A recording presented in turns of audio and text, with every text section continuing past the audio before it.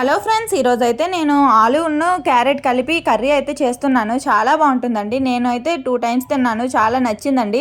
అంటే మా ఆయన కర్రీస్ లేనప్పుడు ఒక్కొక్కసారి కర్రీ పాయింట్‌కెళ్ళి తెస్తారు కదా! అప్పుడు తిన్నానండి.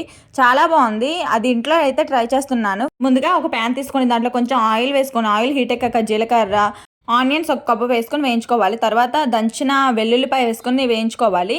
కొంచెం కరివేపాకు అయితే వేసుకోవాలండి. ఇవన్నీ వేగాక ముందుగా కట్ చేసుకున్న బంగాళదుంప ముక్కలు, తర్వాత క్యారెట్ ముక్కలు వేసుకొని కొంచెం వేయించుకోవాలి. అది వేగాక టమాటా వేసుకొని కొంచెం సాల్ట్ వేసుకొని బాగా వేయించుకోవాలండి.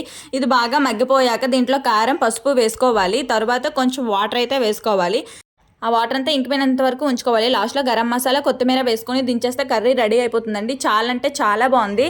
చపాతీలోకి అలాంటిట్లకి కాంబినేషన్‌గా చాలా అంటే చాలా బాగుంటుందండి ఈ కర్రీ. మీరు కూడా ఒకసారి మీ ఇంట్లో ట్రై చేసి చూడండి. ఎలా వచ్చిందో కామెంట్ బాక్స్‌లో కామెంట్ చేయండి. మీలో ఎంతమంది కర్రీ తిన్నారో కామెంట్ చేయండి. బాయ్ ఫ్రెండ్స్, నెక్స్ట్ వీడియోలో కలుద్దాం.